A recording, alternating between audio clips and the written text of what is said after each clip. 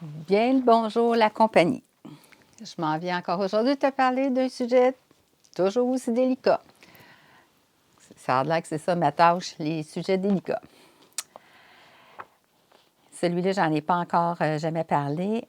C'est les transgenres, la recherche d'identité. Alors, comme d'habitude, je vais vous faire une petite lecture et je vous donne mes explications. Mal dans sa peau, mal dans son sexe, l'être insoupçonné renvoie uniquement de ce qu'il en conçoit de sa présence son physique. Alors, ce n'est que la chose qui le perturbe au plus haut point, ce physique-là qui ne va pas avec l'intérieur selon lui. Quand des stéréotypes sociaux du sexe qui lui est attribué, c'est du premier abord de ce qu'il en reconnaît, ce qui le répugne.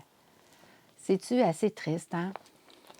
Quand, dans tout ça, cette recherche d'identité-là n'est pas un mode d'emploi qu'on pèse sur un bouton et qu'on trouve. Il y a une quête. C'est des gens, des âmes tellement élevées qui ont un parcours très exigeant et qui doivent au départ tenter de comprendre leur intérieur et non pas ce que l'humain à l'extérieur dans la société peut le désigner de son être.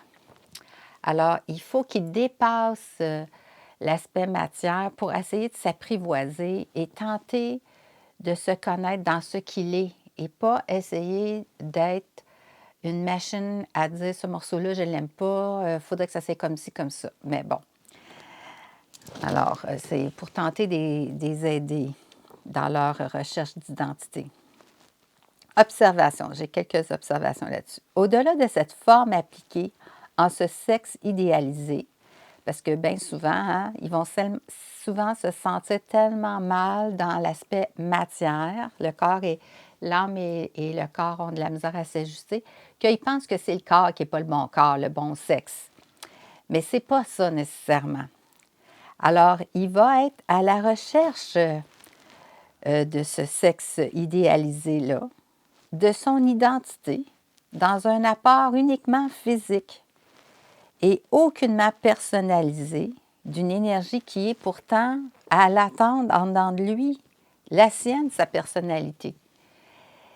On voit assez souvent aussi, par exemple, des garçons qui sont pas bien dans leur corps de garçon et voudraient être des filles, bien souvent parce que l'aspect féminin de leur génétique a été tellement majeure, importante, à prendre toute la place. Et ce géniteur mâle qui est leur père en a été complètement absent. Alors, c'est bien sûr qu'ils ont un aspect yin très, très fort dans un corps masculin et ils ne se comprennent pas à cause de ça. Mais c'est ce qu'ils avaient demandé initialement. Alors, il faut qu'ils trouvent un moyen de se révéler en étant eux dans ce corps-là. L'absence de ses valeurs, voire l'inconscience de ce qui l'habite, hein, il n'y a aucune idée de ce qui est en dedans de lui. La déflexion de son aspect physique l'empêche de son jugement sévère, de sa condamnation irrévocable de penser, de croire que dans ce corps physique qu'il habite, il lui est soit possible de pouvoir imaginer l'infime exaltation.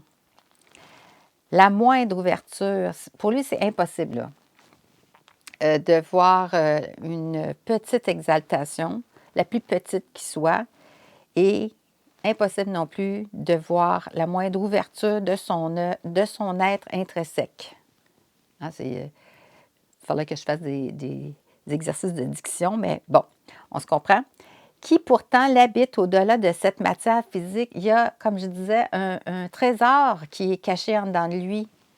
Et il faut qu'à travers l'acceptation de soi, la différence d'avec un autre, qu'il apprenne à exalter, à sortir ça, même si pour lui, c'est impossible. C'est difficile parce que le yang, qui est le géniteur, qui est l'action, n'a pas tant participé autre que copuler. Et ça lui amène un défi incroyable. Mais il paraît qu'on a les défis pour qu'est-ce qu'on est capable de faire. Je continue. Obnubilé nécessairement de tous bords, tous côtés, par une société éprise de matière idéalisée qui l'aveugle et l'empêche de considérer, aussi peu soit-il, son être profond qui l'habite pourtant.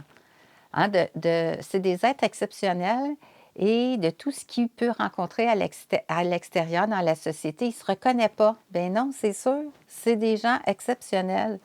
Alors, il faudrait plus tenter de les aider à s'affirmer dans leur personnalité pour que finalement ce corps physique-là n'est qu'un outil. C'est pas ça qui va faire qu'ils vont être plus heureux. C'est pas le corps physique qui va faire qu'ils sont plus heureux. Mais le corps physique contient des défis qui ont besoin de relever pour arriver à se révéler.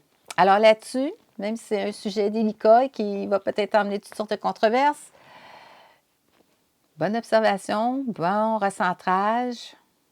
À la prochaine!